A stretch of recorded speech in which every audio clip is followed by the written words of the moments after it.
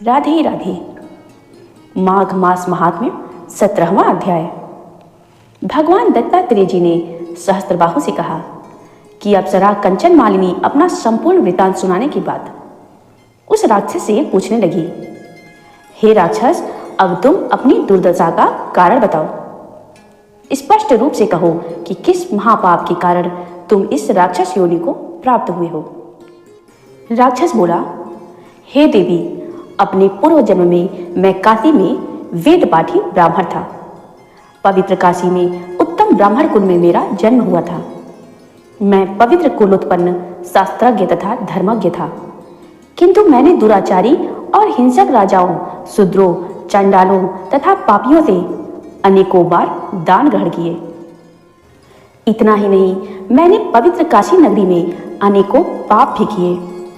मैंने स्वयं कुपात्रों से दान लिया, परंतु स्वयं कोई धर्म का कार्य नहीं किया। इसी कारण मृत्यु के पश्चात मुझे घोर नरकों की प्राप्ति हुई। मैंने पवित्र धाम काशी में पापी जीवन बिताया था, अतएव मैं अनंत काल तक नरकों में यातनाएं भोगता रहा।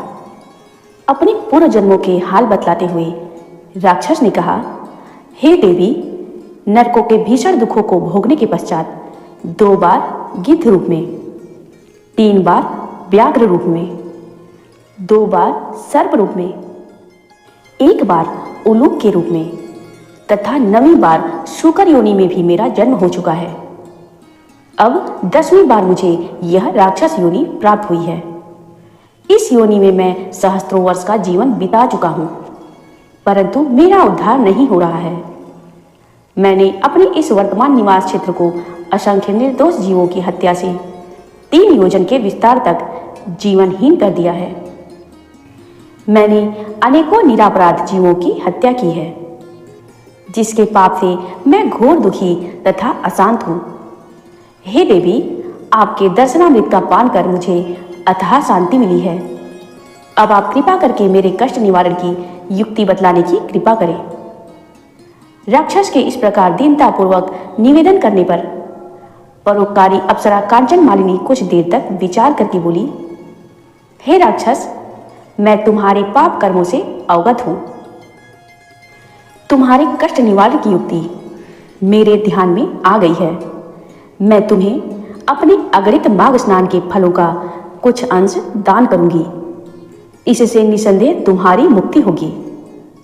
माघ स्नान के अद्वितीय पुण्य फल का वर्णन करना देवताओं के लिए भी पूर्ण संभव नहीं है।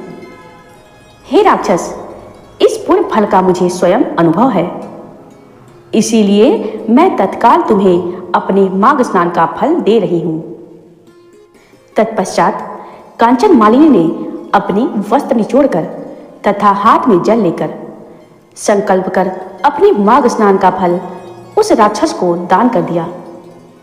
कांचन मालिनी के इस दान के चमत्कारी प्रभाव से वह राक्षस तत्काल राक्षस योनि से मुक्त होकर देवताओं जैसे स्वरूप को प्राप्त हो गया। उसी समय देव योनि प्राप्त कर चुके राक्षस को स्वर्गलोक ले जाने के लिए एक दिव्य विमान आ गया। प्रस्थान के पूर्व नतमस्तक होकर उसने कांचन मालिनी से कहा, हे माता, आपने पापों तथा दुखों से मुझे मुक्त किया है। अब मैं ऐसे शुभ कर्मों का वर्णन आपकी पवित्र वाणी द्वारा सुनना चाहता हूँ, जिनको करने से सदैव के लिए नरक यातना से मुक्ति मिल जाती है। दिव्य शरीरधारी राक्षस द्वारा निवेदन करने पर कांचन मालिनी ने उसे उपदेश देते हुए कहा, हे सौम्य, स्वप्न में भी जीव हिंसा नहीं करनी चाहिए, काम को वश में रखना चाहिए तथा कभी भी पर स्त्री गमन नहीं करना चाहिए। सदैव ही भगवत भजन तथा धर्म कार्यों में लीन रहना चाहिए। पर छिद्रान्वेषण तथा पर निंदा से मुक्त रहकर सदैव ही सत्य संभाषण करना चाहिए। कांचन मालिनी ने राक्षस से कहा, तुम्हारे स्नेह और श्रद्धा के वशीभूत होकर मैंने तुम्हें जो धर्मोपदेश दिया है, इसे सदैव ध्यान में रखकर मनसा वाचा कर्मणा धर्मलीन बने रहना तथा भगवत भजन करते रहना, इसी में तुम्हारा कल्याण निहित है। कांचन मालिनी का उपदेश सुनकर वह देवकायाधारी राक्षस बोला, हे भद्रे, आपका सदैव कल्याण हो। आप सदैव सुखी तथा प्रसन्न रहो। जब तक सूर्य चंद्र स्थित हैं, आप कैलाश पर्वत पर निवास करती हुई महादेवी पार्वती जी की तथा शंकर जी की कृपा प्राप्त करती रहें।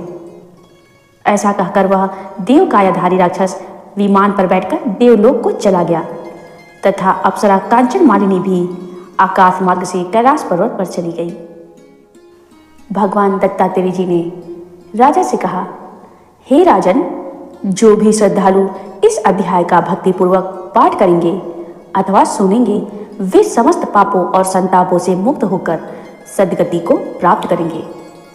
उनको स्वप्न में भी कोई दुख नहीं होगा और प्रेत बाधा से मुक्त होकर जीवन भर धर्मलीन बने रहेंगे। जय श्री कृष्ण, जय श्री कृष्ण। माघ मास की आगे के अध्याय को श्रवण करने के लिए मेरे चैनल को लाइक व सब्सक्राइब करना न भूलें। धन्यवाद।